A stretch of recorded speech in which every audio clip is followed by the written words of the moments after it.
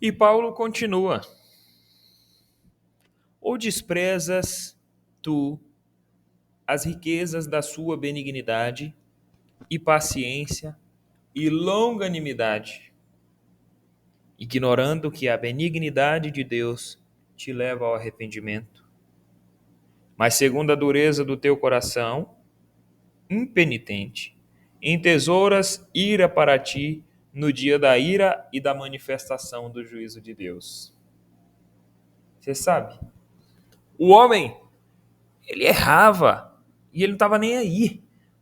Ele não estava nem aí, considerando que o juízo de Deus não iria lhe atingir. E logo abaixo, Paulo ele deixa claro que ele está falando dos judeus que se orgulhavam da lei, dos oráculos de Deus, de Moisés,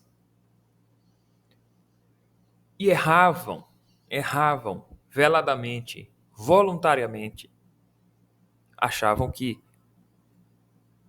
nós temos por pai a Abraão. Lembram desse episódio que aconteceu com João Batista? Como dizendo assim, nós não precisamos de arrependimento porque nós somos filhos da promessa. Nós temos por pai a Abraão. Nós não seremos julgados porque nós já temos a herança da salvação. Porque nós temos o sangue de Abraão. Então, com isso, eles achavam que julgavam os outros que cometiam erros, que tinham seus problemas, mas praticavam os mesmos sob a justificativa de que eles tinham por pai Abraão. Com isso, eles desprezavam a riqueza da benignidade de Deus. Eles desprezavam a riqueza da graça de Deus. Eles entesouravam para eles condenação. Eles guardavam ira para que Deus derramasse sobre eles. Eles entesouravam ira para o dia do julgamento. Eles entesouravam ira contra eles mesmos, achando que, por serem filhos de Abraão, eles eram herdeiros automáticos da promessa. Não sabiam, não se lembravam, porque saber sabiam, mas ignoravam que Jesus, ou melhor, eles ignoravam que a lei era para ser obedecida. A lei era para ser cumprida em sua mais alta rigorosidade, porque também está escrito que o que tropeça em um dos mandamentos da lei é culpado por todos. Mas eles não estavam nem aí. Eles viviam como se não houvesse juízo de Deus para eles. E assim os homens, todos os homens, até mesmo aqueles que não tiveram acesso à lei. Porque nós vimos lá em Romanos 1 que o Senhor plantou a justiça natural, a lei natural no coração dos homens. E nós vamos ver aqui um pouco abaixo que muitos homens fora do ambiente judaico, eles praticavam a lei em seus corações. E isso também vai ser objeto de julgamento. Porque não é porque eles praticavam a lei que eles também serão salvos. Porque se quem tropeça em um, tropeça em todos, os homens que não conheceram a lei de Moisés, mas tinham a lei natural nos seus corações, no que eles tropeçavam, eles já se tornavam culpados diante de Deus. Mais para frente, em outros capítulos, nós vamos ver Paulo repetindo um salmo que diz assim: não há um justo sequer, não há quem faça o bem, não há quem entenda. Então todos pecaram. Todos pecaram.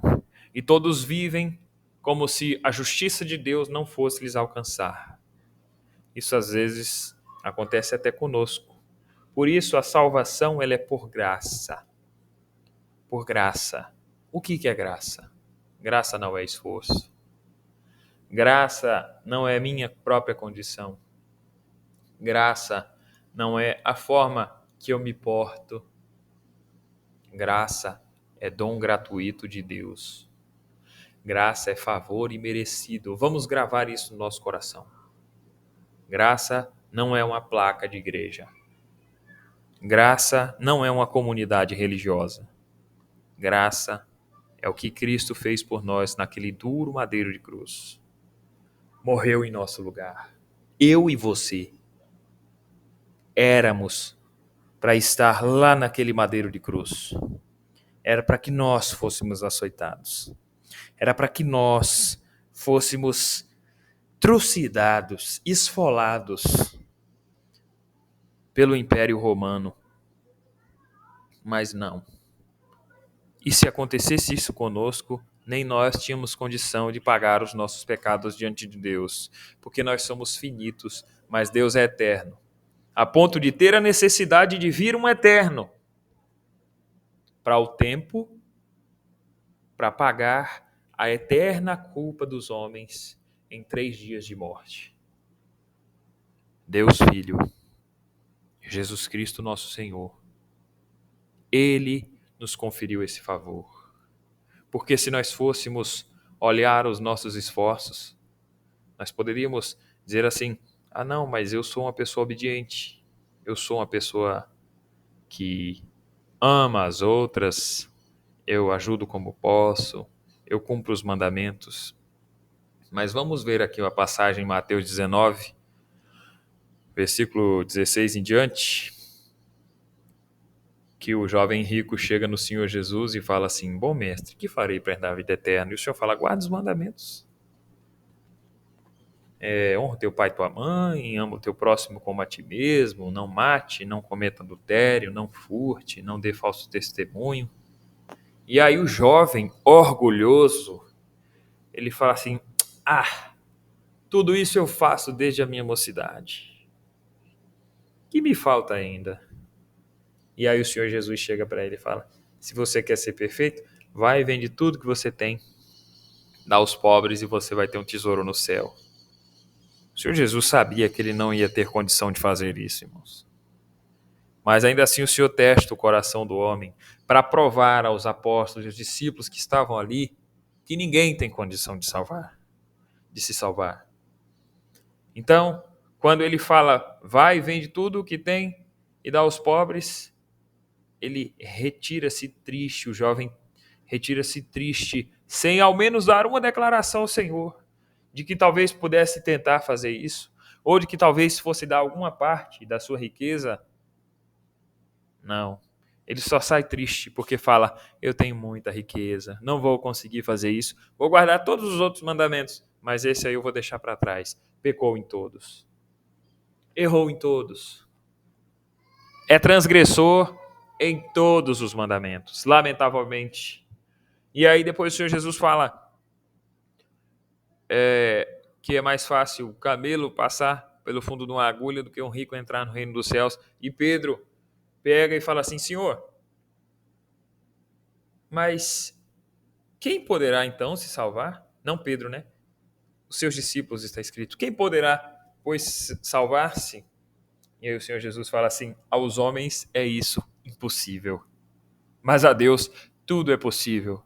Possível por meio de quem? Por meio de Jesus Cristo, o nosso Senhor e Salvador. Glória a Deus nas alturas. E aí nós podemos nos perguntar, o que eu fiz então para que a graça de Deus pudesse me alcançar? Absolutamente nada. Nenhum de nós fez nada, porque a graça não depende de quem recebe, mas de quem dá. E quem nos dá é Deus, e não nos cobra nada. Mas Ele dá a graça e modela todo o homem, todo o ser, e dá para ele santificação, bondade, amor e até mesmo a condição de vender tudo o que tem e dar aos pobres. Não é uma condição própria, mas fruto da graça de Deus. Quando nós olharmos para dentro do nosso coração, não tentemos ser religiosos, irmãos. Não tentemos ajudar a graça de Deus. Não tentemos considerar que a graça de Deus é insuficiente para a nossa salvação, porque essa é a religiosidade dos fariseus e saduceus. Não vamos tentar ajudar Deus como Abraão tentou ajudar Deus, como Sara tentou ajudar Deus, dando uma escrava. Não vamos colocar escravidão na graça que o Senhor Jesus colocou. dentro do nosso coração. Graça, favor imerecido. A partir de agora, eu não vou falar, eu não posso fazer tal coisa, eu não posso me embriagar, eu não posso adulterar. Não, não é assim. O que eu vou falar, eu não quero me embriagar, eu não quero adulterar, eu não quero roubar, eu não quero dar um falso testemunho, eu não quero desonrar os meus pais, porque a transformação é completa. Quando nós falamos eu não posso, dá a entender que talvez a gente queira fazer alguma coisa, mas eu não posso. E a graça não é poder, a graça é querer. A graça, ela não nos proíbe diretamente, mas ela muda a nossa consciência para que a nossa vontade possa ser mudada. Ela muda a nossa vontade para que ela possa ser transformadora dentro de nós.